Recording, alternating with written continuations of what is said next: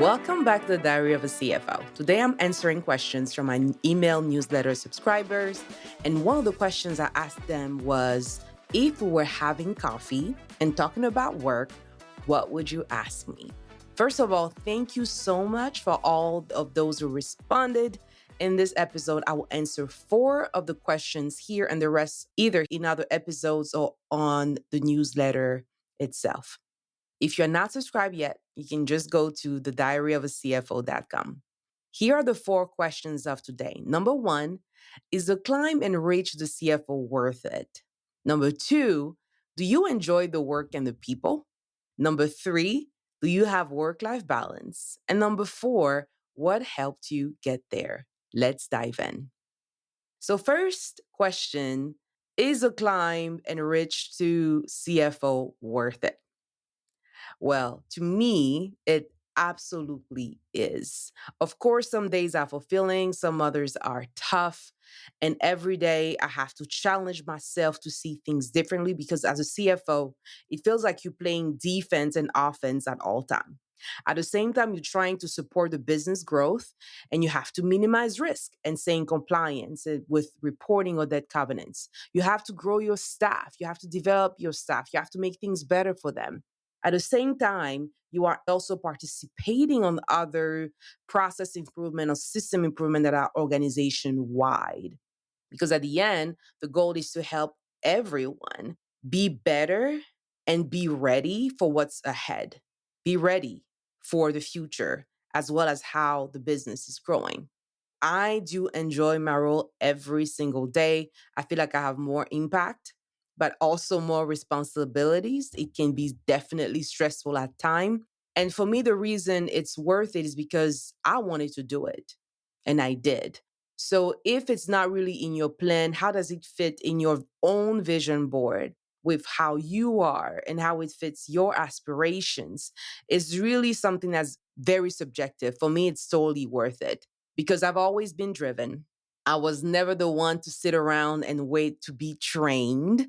Sometimes I felt like others were getting automatic training, especially when we're back in the physical offices, when we're not remote, I should say. And I could hear my boss going from cubicle to cubicle or office to office and spending extra time at other people's desk and only coming by and say, hey, Wasia, and move on. But I didn't see it as, oh my God, it means that I won't succeed. For me, it was like, okay, that's a great opportunity because I'm going to figure it out and I'm going to write the process and share with the boss. And that's a little hack for you. If you're in a situation, you're like, where you feel like you actually need the training to go from point A to point D, let's say, and you only being shown point A to point B, document point A and point B and say, hey, I know this is not documented elsewhere, but I'm trying to understand this process. I already have A and B documented. Can you help me with C and D? And you will notice that the person, because they will see where this is going, that is beyond you, and that you're trying to make things bigger for the department, they will be willing to show you the way because now you are documenting the process, you're making life easier for them and for others after you. So that's a little trick there. But for me, I wasn't the one sitting around. I was always driven, and I've been driven really for my whole life. I was always a 4.0 GPA student back in Ivory Coast before I came here at the age of 17 to the US. To me, math was like one of my favorite subjects.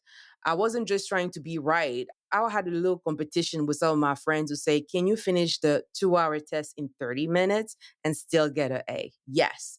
That's how extra I've been.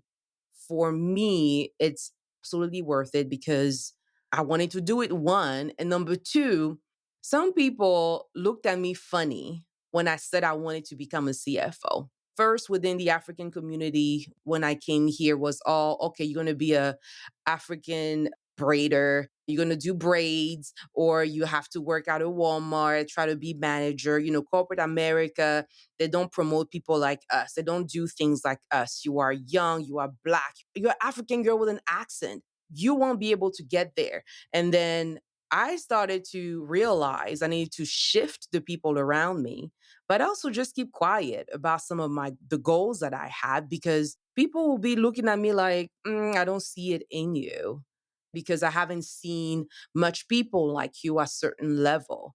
I was driven. I was like, okay, thanks, but I'm still going to do it. Like, especially because now it feels like it's not possible. I'm like, on my list, it's going to be done. For me, it's great to be here first because I wanted to do it too, because people acted like I couldn't do it. I'm like, that's my one of my favorite way to prove people wrong is like, ooh, I did it. And then number three, because I always felt like I could do more. I felt like I had the potential to do it. It wasn't that, oh, I just want to do it and I don't feel like I can. Like I always felt like it was in me. And that being able to operate at this level will allow me to really unleash my potential, really be operating within the realm of my potential, my full potential. So I see it as something that's absolutely worth it. But then it comes back to you. Why do you want the role? Is it a part of status, influence, purpose? Because knowing that I can do something and being able to do it is incredibly fulfilling. Is a CFO worth it for you? If you are wondering whether this path is right for you, start by asking, what kind of impact do I want to have? How does it fit with my overall vision, with my overall view of things, the things that I want to do, the rooms I want to be in, the places that I want to visit? For me, one more thing is it shouldn't be just about compensation or money, because I realize that there is a big gap between personal finance and being good at personal finance and actually doing the role of a CFO, of working in finance. The reason I say that is because sometimes if you are not satisfied or content, or you don't find a way to live within your mean when you are, let's say, at 100K per year, it will still be difficult for you to do it even when you have more money. I know it's hard to understand. Is that, oh, because you have money, you say that? No. My car is a 2014 Toyota Highlander. I have it for 11 years. And my daughter is 11 years. So you can see about when that car came into my life, right? Because I needed a bigger vehicle to be able to put in two car seats and a double stroller because my kids are back to back. They're only 17 months apart. So daughter born 2014 and my son in 2015. So needed to be a vehicle. I'm still in the same car. Others will say, oh, you're CFO, now you can afford a bigger vehicle. But for me, I want financial freedom. Instead of having an extra $1,000 of car payment for me, I could save that $1,000 and go on vacation cash because that's $12,000 can get you a good vacation. And that's just the way I'm thinking about personal finance. I guess I got this advice too from my first CFO. She was like, to live your best life here in America, you have to live below your means. And I've kept that with me. And so I don't do this role necessarily because I want to have the money. It's way more than that. And the reason it's way more than that is because I've trained myself to be disciplined with my personal finances, where I don't resent what I do, like I have to do it for the money. There are other things around it. So it makes it even better. When money is not an issue for you to do the work that you want to do, I'm telling you, it's a great place to be in. That's for this first question about, is it worth it? Is it worth it to become a CFO? For me, absolutely. Now, next question. Do you enjoy the work and the people? Absolutely. I feel like as a CFO, I'm the bridge between functions and leadership, and it's incredibly rewarding. It's not always easy, but I'm enjoying the ride. As far as the people, I'm just very fortunate to be at ACE because I think that our founder, Grace Fricks, has created such a great culture because a lot of time it's tone at the top. I can say that I never felt home like I feel home at ACE. And so, yes, I do enjoy it. I do enjoy working with my accounting team, making them more strategic. If you talk to them, they'll probably tell you, oh, Wazia is a lot. And I remember a couple weeks ago, I was talking with my AP manager, and it was after we had two new people joining our team. She said, Wasia, guess what I told them? I said, okay, tell me more. She said, I told the new people, Wasia is nice. Wasia smiles, but she means business. I was like, oh my God, that makes me scared of me. But again, for me, I really want to elevate the team. It hurts me when I see potential not be fully realized. So I want them to grow. And yes, my standards could be high, but I want them to think beyond what they do every day. So, for example, whether it's a bank reconciliation, I know it's part of the month end checklist, and you say, check, I check the bank. My next question will be, how does that balance compare to the balance of the prior month? Do you think we're having issues in liquidity? So moving from I just did it to what does it mean? What to do with that information now?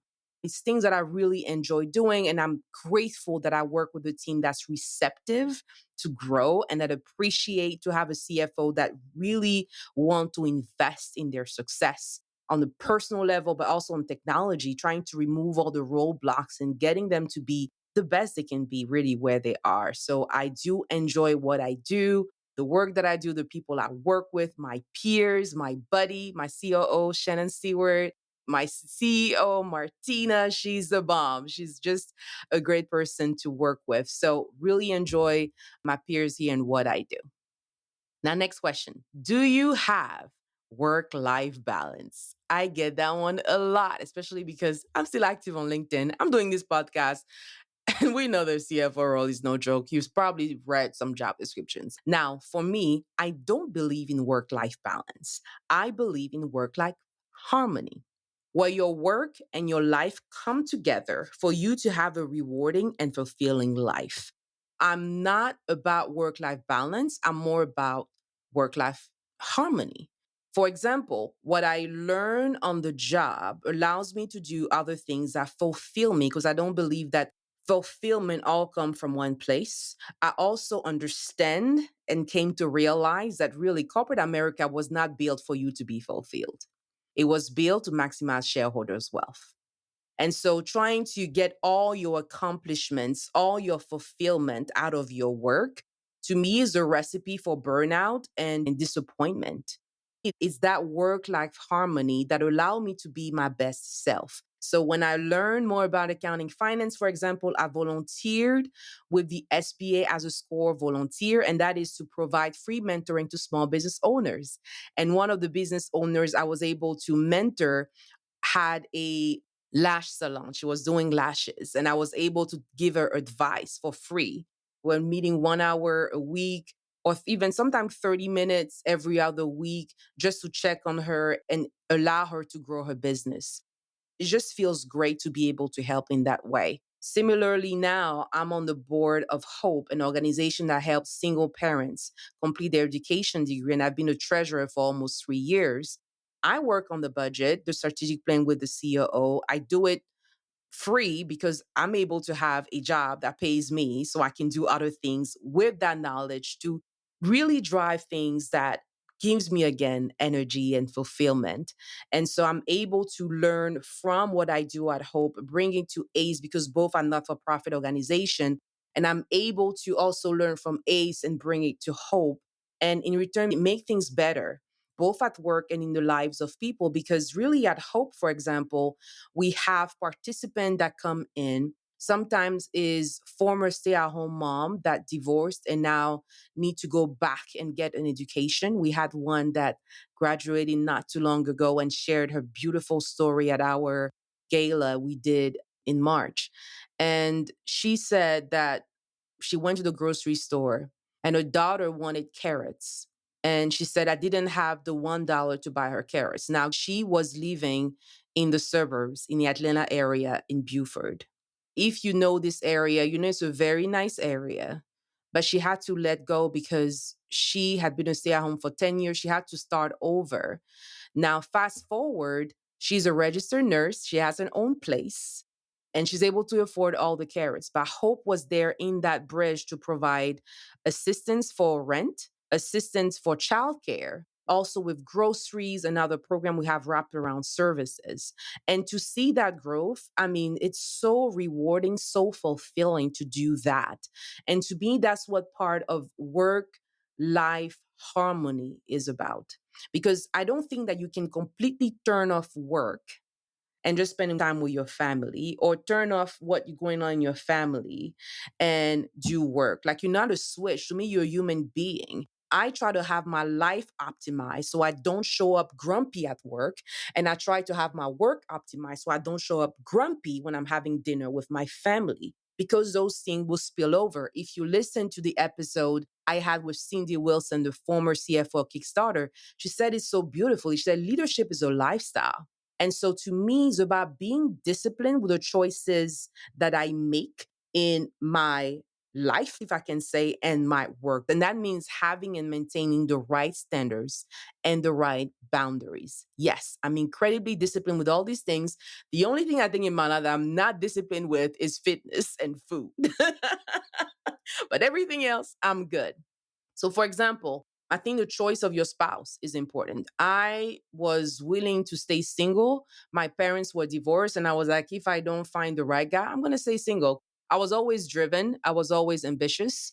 And I knew if I was going to marry, it will have to be with someone that's secure with themselves, that can be a true partner when we're raising kids, because I'm not going to shrink or dim my light to make somebody else feel better.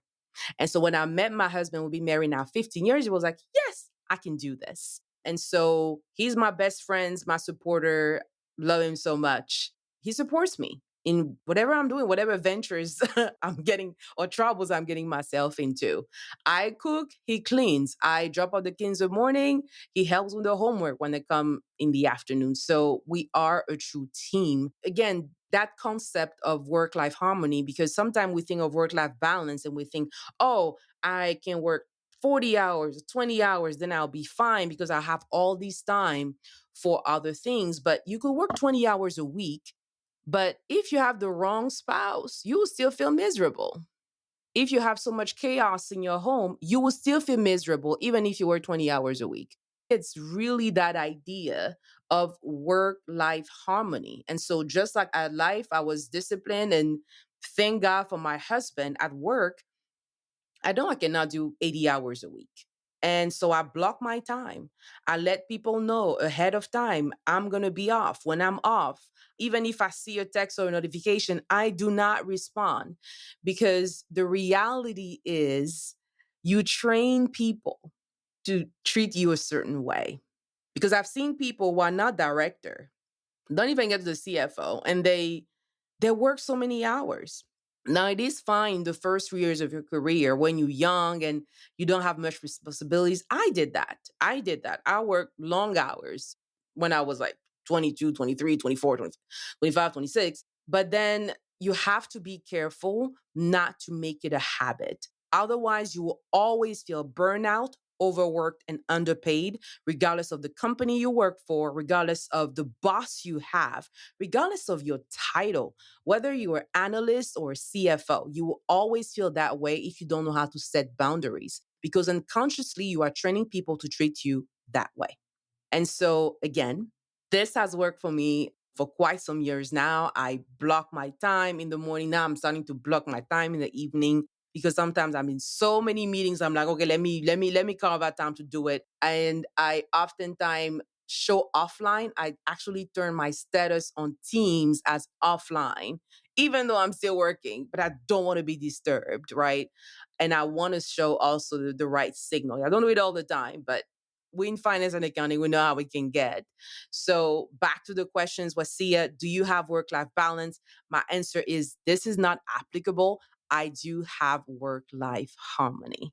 I have a job I love, the people I truly enjoy working with, where I feel I'm actually operating within my full potential. It allows me to do this podcast.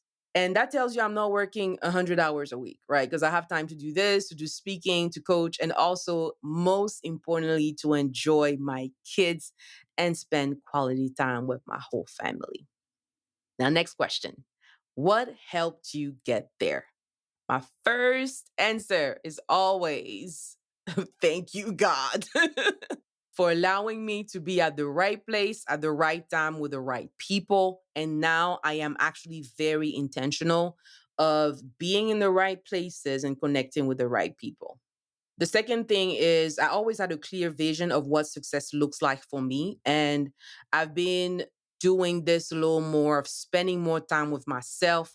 I've actually scheduled a self retreat where I would just meet me in the month of November, I'm going to book an hotel room not too far from my house and just spend 1 or 2 nights there to reflect. So I think having that clear vision of success have been so important to me because, life goes bam, bam, bam, bam, bam, and you don't realize 3 months have gone by, a year has gone by. Look at 2025 already.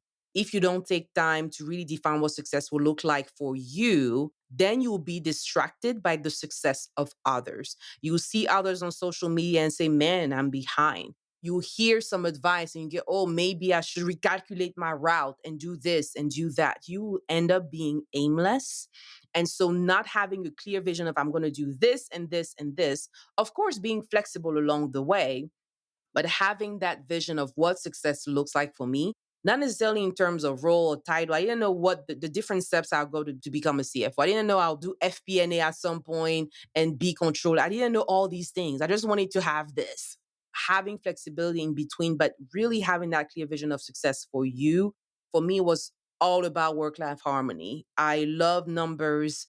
I love a certain type of discipline. And so bringing all this together was very important to me. The third thing is I worked hard for a long time. You cannot hack yourself into success.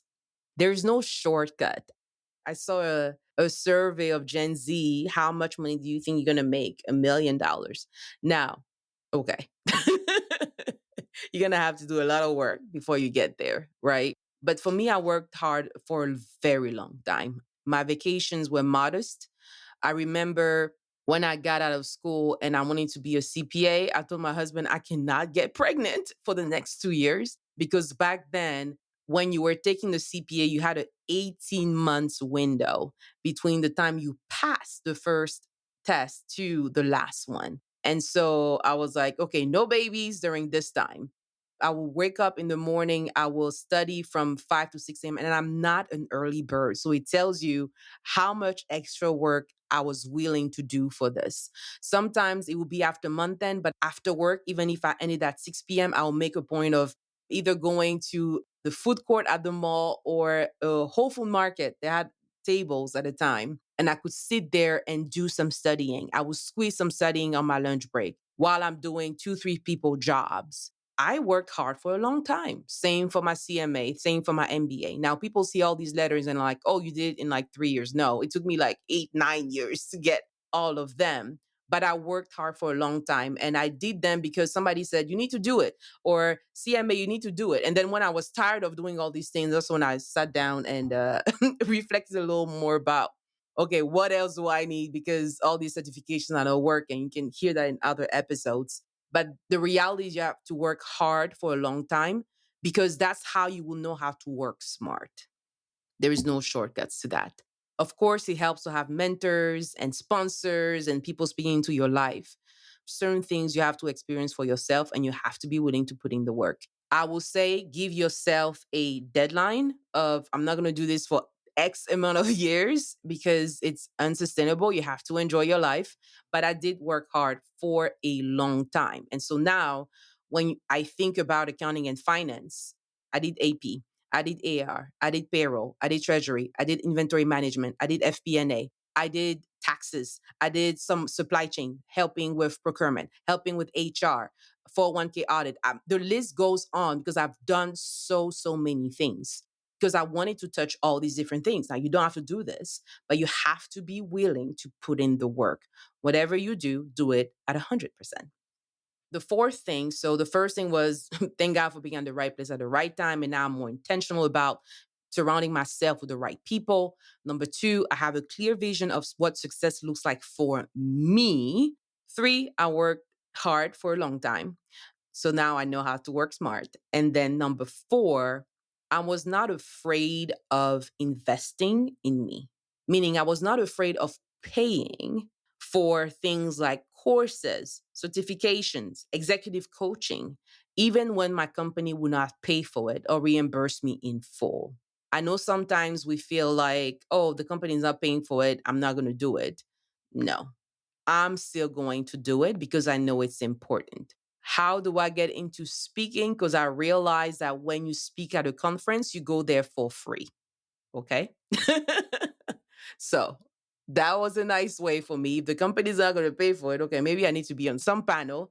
They will usually waive your registration fee, probably pay for your hotel, but you will at least get something waived. But that's just something, other ways, again, back to personal finance. But how are you investing in yourself? You can't just say, I'm not going to invest in me, because to me, your best investment is in yourself, whatever it is, your best investment in yourself. And I even had a quote that I posted on LinkedIn a couple years ago that said, your career is almost like a new venture. Sometimes you have to invest your own money before other investors are willing to invest in. Those four things really combined allowed me to realize not only things that helped me, but also what makes people successful in their careers. For me, it's two words. If you have a pen, you can write it down now. If you're driving, don't do it. But to me, it boils down to two things: positioning and networking.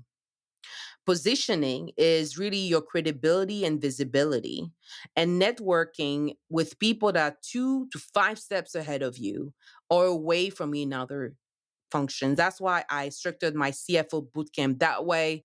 If you have not heard of it, you can go to wasiacommand.com. The next cohort starts August 8th of 2025, the time I'm doing this recording, because you need to work on the right project to gain credibility. You work hard, but you want to work hard on the right project, not on doing the same thing over and over again for years. You want to work on the right project, have the right positioning. That's the first level. That's what's going to give you credibility, because you can actually do the things that you're supposed to do, that you say you can do. And once you have the outcomes from doing those things, visibility is what you should work on next, so that you can work more on the first level, credibility. So the right project will allow you to have the right visibility if you're working on it, not just assuming it's going to do the talk for you.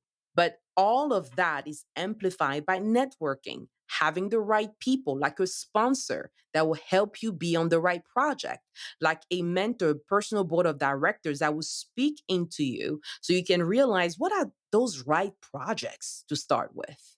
And being able to know who are the people that you should be visible to, the people that will allow you to amplify your work in your organization and also outside of your organization. So if there was a formula to me, it will be positioning X networking equal unstoppable growth.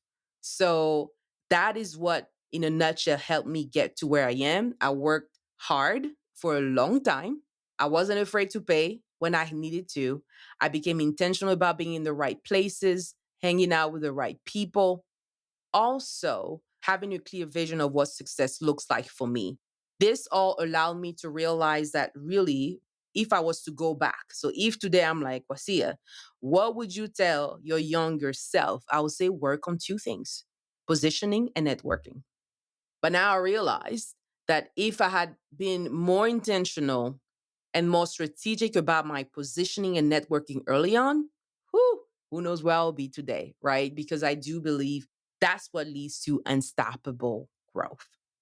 I love this quote by Seneca that said, luck what happens when preparation meets opportunity. For me, luck is what happens when positioning meets networking.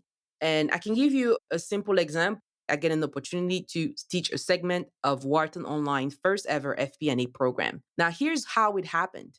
Positioning. One, when it comes to credibility, I actually led FP&A. Two, visibility. I made it visible on LinkedIn. And I also made it visible on different stages. And I had recently spoken at the AICPA CFO conference of 2024. And the director of the program at Wharton, whom I had connected with about a year or two before he got that role, noticed. So visibility, credibility, and now I'm networking with people when they don't even have the title that you may be aiming for. And that's something that we often miss. Is I didn't network with him because he was the director of program for that FP&A program at Wharton. He didn't have that role when we connected years ago, right? Now he has it. He's in my LinkedIn feed. He sees some things like, hey, let's talk. I'm working on this. We talk for 30 minutes and bam, I got the role. I get to start teaching. And something that I thought would happen at age 50 just happened at age 38. So I do believe that positioning and networking are things that really make you unstoppable in your career and really anything in life when you think about it. That's why I'm so excited about the results and the success stories I'm starting hearing from my CFO bootcamp cohort. I had one person saying, "Oh, Wasia, I just did some of the things we talked about LinkedIn, and now I'm getting emails about roles that I always wanted to do." She was always in accounting. Now she's getting FP&A role. And that was, again, positioning, getting her to understand what is it that you've been doing that's already FP&A before you have the title.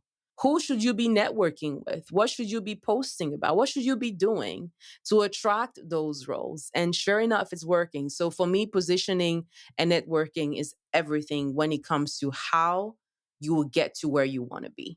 So that's what helped me get there. I'll say the positioning networking I learned toward the end of the journey. And that's what I'm excited about teaching now.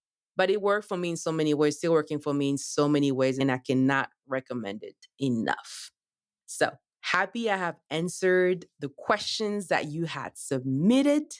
And thank you again to everyone who asked these questions. And your questions are exactly why I do this. I can probably feel in my voice, I'm excited about doing this, about sharing and helping others, because that's what I wish I had at some point in my career as well.